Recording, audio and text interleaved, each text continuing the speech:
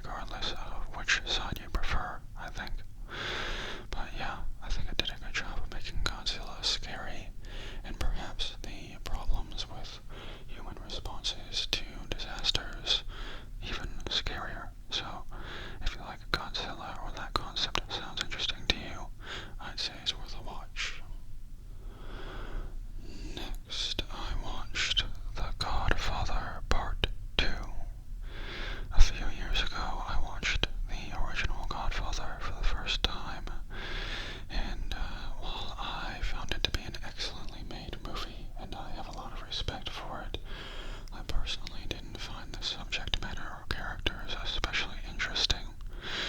Not to say that it was boring necessarily, but given the very high expectations I had surrounding its incredible reviews, I found it a little underwhelming.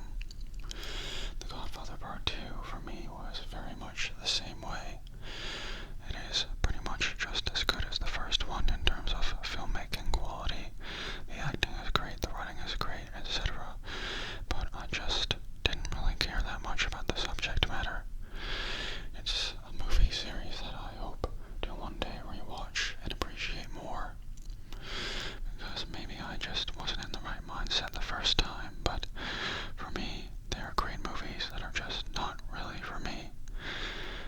But for many people, they are for them. So if you haven't seen The Godfather 1 and 2, I would recommend at least giving them a try because they are very, very well made, for sure.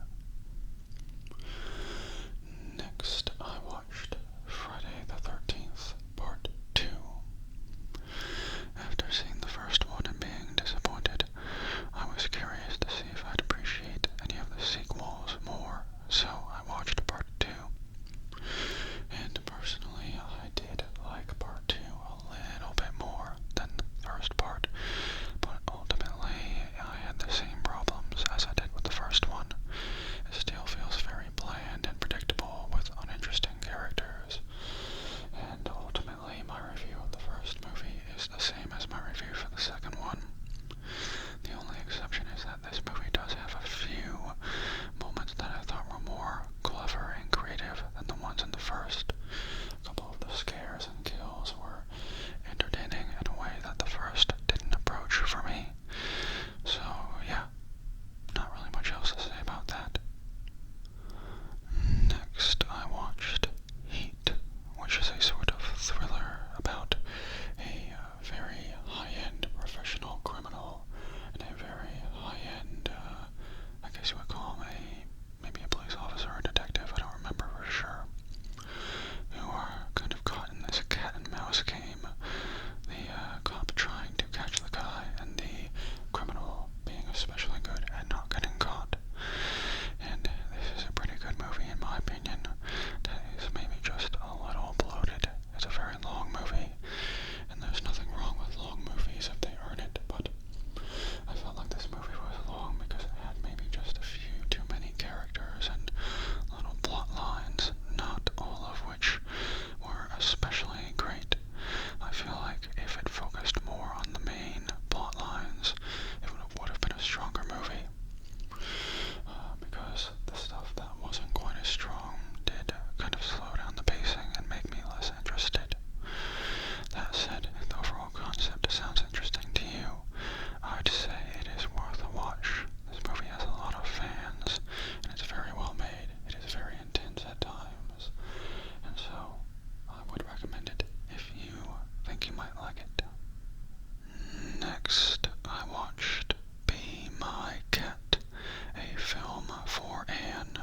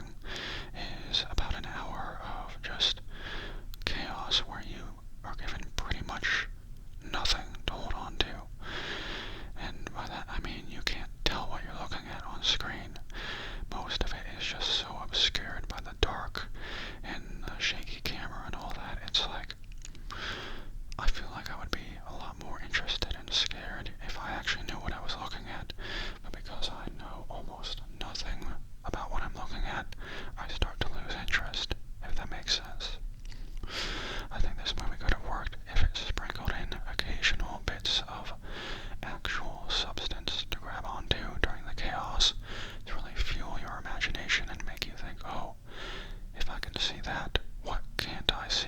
But by showing us practically nothing, I have no starting point for what I'm supposed to be fearing, if that makes sense. I can't really get into it more than that, but if you've seen the movie, you might know what I'm talking about. Unfortunately, a very disappointing movie for me, but a few people do seem to like it, so maybe watch it if it sounds kind of intriguing to you, but don't be surprised if you don't like it. Next, I watched Swiss Army Man, which is an earlier movie from the people who made Everything Everywhere All at Once, which I loved. This movie I don't like quite as much, but it was still fairly entertaining. It is about a man who gets stranded on an island and then eventually discovers a dead body, except the dead body has some unexpected powers that help him survive on the island. I'm not really going to get into more than that, but it is a very weird, creative, kind of silly movie about a guy using a weird corpse to try and survive. The corpse kind of becomes his weird dead friend in a way, and has some utility that no one can predict. I'm not really going to go beyond that, but if you like kind of silly, creative, light-hearted movies, I'd say it's worth a watch. It's got some weird, gross stuff going on in it, but as long as you can handle that, I'd say it is pretty entertaining overall. Definitely nowhere near as good as Everything Everywhere All at Once in my opinion, so don't get your expectations too high. But if you like that same sort of creative energy, it is a pretty decent movie. Next, I watched Brigsby Bear. And Brigsby Bear is a movie about a guy who spends his entire life growing up with a children's show by that very name, Brigsby Bear. But one day, as a young adult, the show is cancelled, and he doesn't know what to do with himself, and he decides he wants to make his own episode of it. There is a lot more going on beyond that, though, but I don't want to spoil it because I think it's best to go into the movie